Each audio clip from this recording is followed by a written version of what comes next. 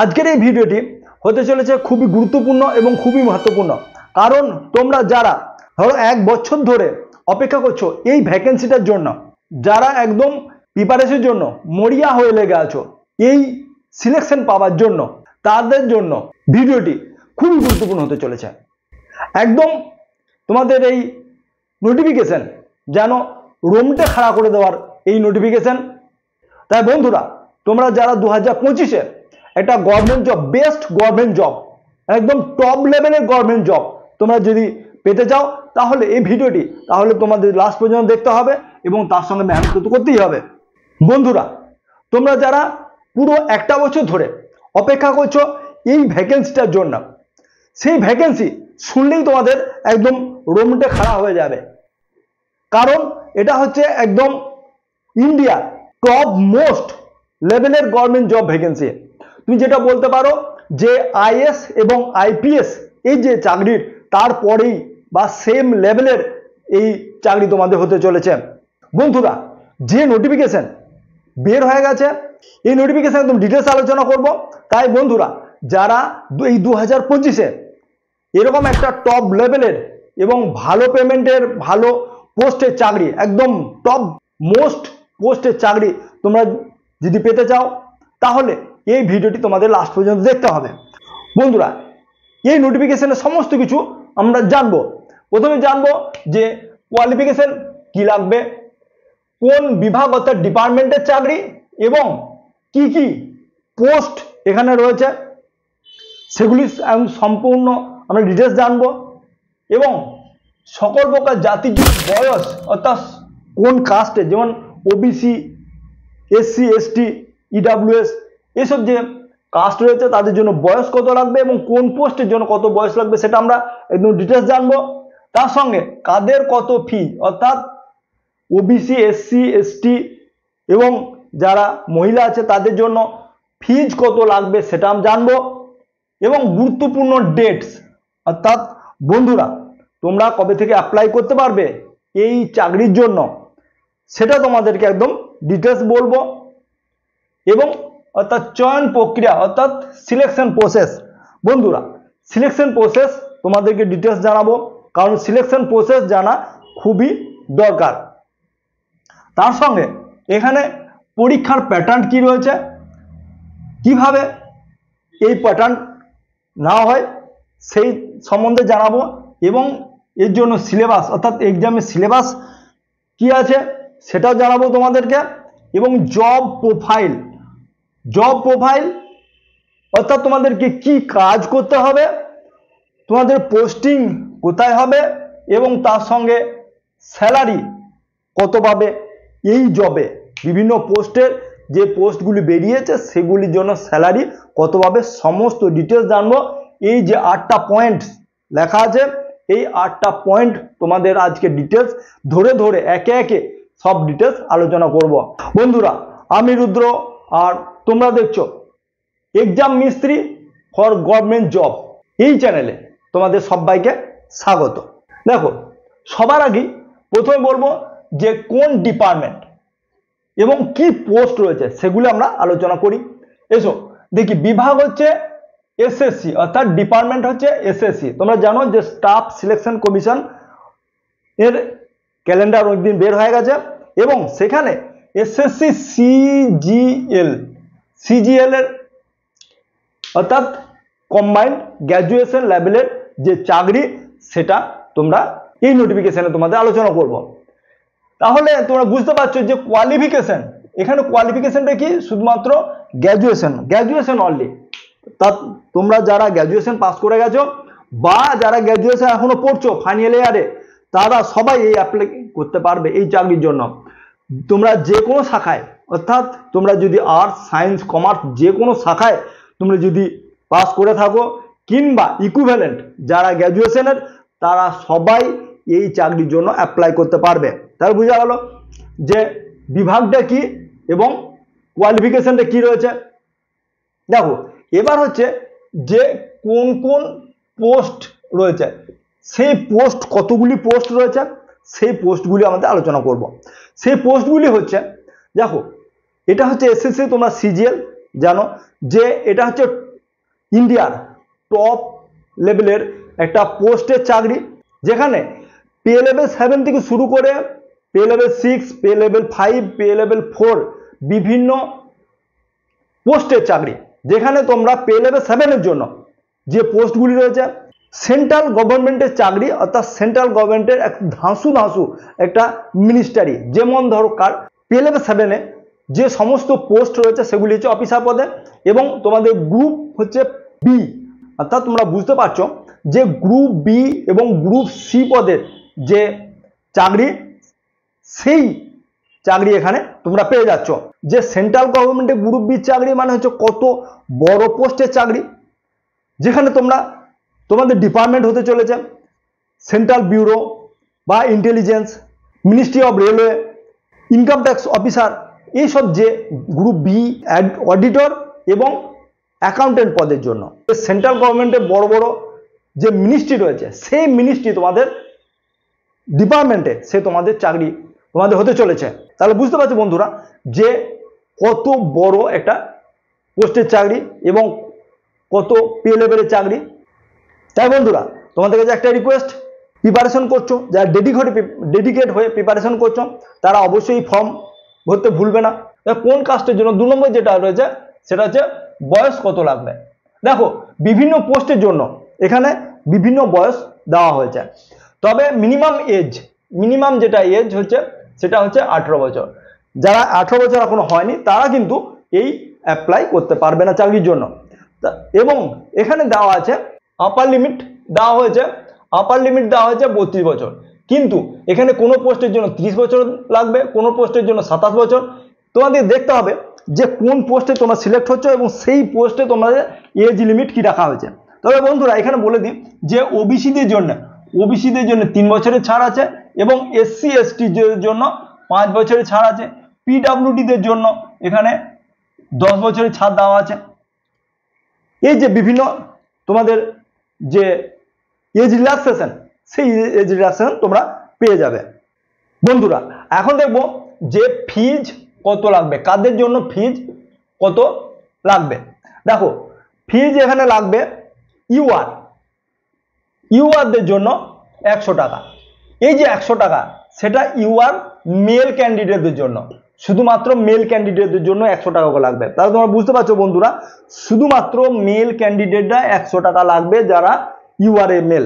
এবং তুমি যদি ওবিসি হয়ে থাকো, এসসি এসটি হয়ে থাকো এবং পিডব্লিউডি হয়ে থাকো এবং ফিমেল হয়ে থাকো, এক্স সার্ভিসম্যান ক্যান্ডিডেট যেখানে আছে তারাও এখানে কোনো ফিজ লাগবে না, অর্থাৎ তোমরা ফ্রি অফ কস্ট। তোমরা বুঝতে পারছো বন্ধুরা যে ফ্রি অফ কস্ট এই চাকরির জন্য অ্যাপ্লাই করতে পারবে। তাহলে বোঝা গেল যে ফ্রি অফ কস্ট একটা চাকরি, এত বড় একটা পোস্ট লেভেলের চাকরি তোমরা ফ্রিতেই দিতে পারবে। এখন দেখবো বন্ধুরা যে গুরুত্বপূর্ণ ডেট কি রয়েছে। যে গুরুত্বপূর্ণ ডেট মানে তোমরা কবে থেকে অ্যাপ্লাই করতে পারবে, কত পর্যন্ত লাস্ট ডেট আছে, তার মধ্যে তোমাদের অ্যাপ্লাই করতে হবে, কবে কারেকশন উইন্ডো খুলবে, সমস্ত কিছু জেনে নেব। চলো দেখি এখানে অ্যাপ্লাই ডেট শুরু হচ্ছে 22 এপ্রিল থেকে। বন্ধুরা 22 এপ্রিল থেকে তোমাদের অ্যাপ্লাই ডেট শুরু হয়ে যাচ্ছে। তোমরা যারা এলিজিবল তারা অবশ্যই এই ফর্ম ফিল আপ করবে, কারণ আগে বলেছি যে এটা হচ্ছে টপ মোস্ট যে পোস্টগুলি রয়েছে সেই পোস্টের চাকরি। পে লেভেল বুঝতে পারছো যে 7 থেকে 6 থেকে শুরু করে হচ্ছে। তাহলে বুঝতে পারছো যে বেতন তোমরা কত পাবে সেটাও তোমরা আলোচনা করব। এবং এখন দেখব যে যেখানে লাস্ট ডেট আছে তোমাদের এখানে 21 মে পর্যন্ত, 21 মে 2025 পর্যন্ত তোমাদের লাস্ট ডেট আছে। তাই 1 মাস প্রায় সময় পেয়ে যাবে। অবশ্যই তোমরা নোট ডাউন করে নাও এবং অবশ্যই ফর্ম ফিল আপ তোমরা করে নেবে। এবং কারেকশন উইন্ডো কবে খুলবে, এক্সাম এখানে যে সিবিটি এক্সাম হবে, সিবিটি 1 যে এক্সাম হবে সেই এক্সামের ডেট দেওয়া হয়েছে জুন অথবা জুলাই মাসে। জুন বা জুলাই মাসে তোমাদের এক্সাম হয়ে যাবে।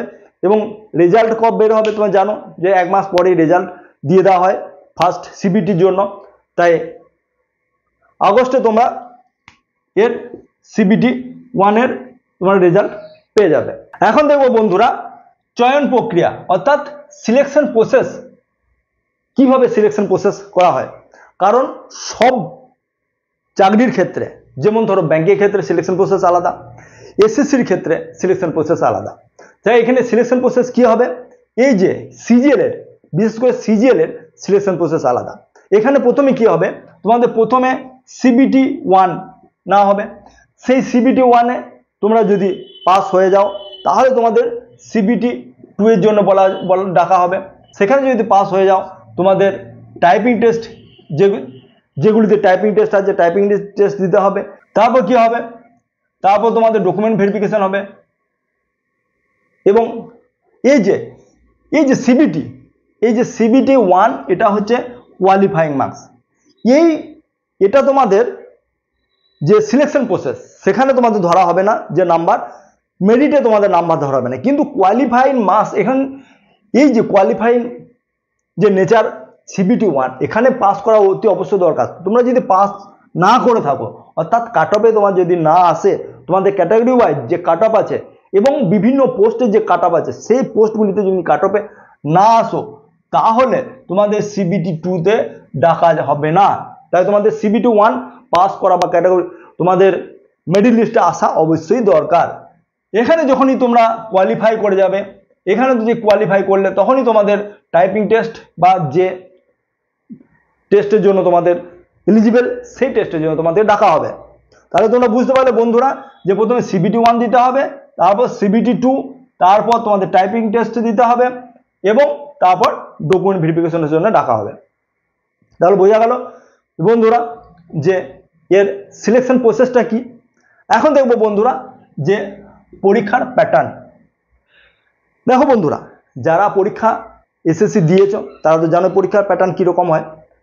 এখানে তবু আমি যারা নতুন বিগিনার তাদের জন্য বলে দিই, বা প্রত্যেক বছরই কিছু না কিছু চেঞ্জ হতে থাকে, তাই তোমাদের এটা জানা দরকার যে পরীক্ষার প্যাটার্ন কীরকম আসবে।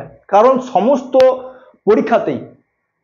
পরীক্ষায় বলতে যেমন ইএলপি বা রেলের যে পরীক্ষাগুলি রয়েছে যেখানে ধরো তোমাদের রেলের পরীক্ষাতে যদি গ্রুপ ডি তার প্যাটার্ন আলাদা, ইএলপি তার প্যাটার্ন আলাদা, যদি ব্যাংক নাও তার প্যাটার্ন আলাদা, এবং এসসিসি এমটিএস এর জন্য প্যাটার্ন আলাদা এবং তার কোশ্চেন টাইপ আলাদা, এসসিসি সিএইচএস এর দাও তার কোশ্চেন আলাদা, তার প্যাটার্ন কিছুটা সেম, এবং এসএসসি সিজিএল এর ক্ষেত্রে তোমাদের বলে দিলাম যে প্যাটার্ন কি হবে। তাহলে এখানে দেখবো বন্ধুরা যে সিবিটি 1 ক্ষেত্রে, এই যে সিবিটি 1 কি আসে, তোমাদের 100 কোশ্চেন আসে, প্রত্যেক কোশ্চেন 2 মার্কসের, অর্থাৎ টোটাল মার্কস হবে কত, 200 মার্কসের কোশ্চেন। এখন সাবজেক্ট কি কি থাকবে, দেখো সাবজেক্ট হচ্ছে যে এর জন্য যে সাবজেক্ট আসবে, প্রথমে থাকবে রিজনিং এর 25টি কোশ্চেন থাকবে, প্রত্যেক কোশ্চেন 2 মার্কসের, অর্থাৎ 50 মার্কসের কোশ্চেন থাকবে। এরপর ম্যাথ অর্থাৎ কম্পিটিটিভ যে অ্যাপটিটিউড অর্থাৎ ম্যাথ, এর জন্য 25টি কোশ্চেন থাকবে, 2 মার্কসের 50 নম্বরের কোশ্চেন। এবং জিকে এবং current affairs, GK plus current affairs, যেখানে কারেন্ট অ্যাফেয়ার্সের উপর বেশি জোর দেওয়া হয়, এই জন্য এখানেও 25টি কোশ্চেন থাকবে এবং 2 মার্কসের 50 মার্কসের কোশ্চেন হবে। এবং এখানে বলে দিই যে লাস্ট হচ্ছে জেনারেল ইংলিশ বা কম্প্রিহেনসিভ ইংলিশ, যেখানে 25টি কোশ্চেন থাকবে, 2 মার্কসের 50, টোটাল হলো 100 কোশ্চেন, প্রত্যেকটা 2 মার্কসের, অর্থাৎ 200 মার্কসের কোশ্চেন, যেখানে তোমাদের সময় দেওয়া হবে 60 মিনিট সময় দেওয়া হবে, আর নেগেটিভ মার্কস হবে কত 0.50। তাহলে বোঝা গেল বন্ধুরা যে সিবিটি 1 এর ক্ষেত্রে কি কি সাবজেক্ট আসবে। এখানে বলে দিই যে এই যে ইংলিশ ছাড়া বাকি এই 3টি তোমরা হিন্দি বা ইংলিশে দিতে পারবে। এখন দেখবো বন্ধুরা যে সিবিটি 2, এই যে সিবিটি 2, এই সিবিটি 2 তে কি কি সেকশন আছে, সেকশন 1, সেকশন 2 এবং সেকশন 3, যেখানে পার্ট 1 এটা পার্ট 1 এর মধ্যে পড়ে, এবং পার্ট 2 এ শুধুমাত্র স্ট্যাটিস্টিক, যারা স্ট্যাটিস্টিকে এক্সাম দেবে, অর্থাৎ যারা যে পোস্টে স্ট্যাটিস্টিক লাগবে সেই পোস্টের জন্য তোমরা যদি যখন অ্যাপ্লাই করবে তাদের জন্য স্ট্যাটিস্টিক তোমাদের দিতে হবে। সেখানে আগে তোমরা যখন ফর্ম ফিল আপ করবে তোমাদের সেই ফর্ম ফিল আপ যারা করেছো তারা জানোই, তোমাদের আগে থেকে ভরে দিতে হয় তোমরা স্ট্যাটিস্টিকের পরীক্ষা দেবে কি দেবে না, আগে থেকে তোমাদের বলে দিতে হয়। তাহলে যখন অ্যাপ্লাই করবে যারা স্ট্যাটিস্টিক নেবে তাদের জন্য স্ট্যাটিস্টিক তোমাদের পার্ট 2 দিতে হবে। আর যারা স্ট্যাটিস্টিক দেবে না বা অ্যাপ্লাই করনি তারা শুধুমাত্র এই যে পার্ট 1 এর সেকশন 1, সেকশন 2 এবং সেকশন 3 এক্সাম হবে। সেকশন 1 এ কি হবে, শুধুমাত্র ম্যাথ এবং রিজনিং 30টি কোশ্চেন 2 মার্কস, 30 নম্বরের কোশ্চেন থাকবে, 30টি করে কোশ্চেন থাকবে, টোটাল 60টি কোশ্চেন হবে এবং যেগুলি প্রত্যেকটা 3 মার্কসের কোশ্চেন, অর্থাৎ 180 মার্কসের এখানে কোশ্চেন তোমরা পার্ট সেকশন 1 এ দিতে পারবে। সেকশন 2 তে তোমাদের ইংলিশ দিতে হবে, ইংলিশ এবং জেনারেল অ্যাওয়ারনেসের উপরে কোশ্চেন থাকবে। তো এখানে তোমাদের টোটাল কোশ্চেন থাকবে কত, ইংলিশের 40টি কোশ্চেন এবং জেনারেল অ্যাওয়ারনেসের 30টি কোশ্চেন। এখানেও প্রত্যেকটি কোশ্চেন 3 মার্কসের কোশ্চেন এবং এখানে টোটাল যে 70টি কোশ্চেন হবে সেই 70টি কোশ্চেনের মধ্যে 210 মার্কসের তোমাদের সেকশন 2 তে থাকবে এবং সেকশন 3 তে যে কোশ্চেন হবে এবং লাস্ট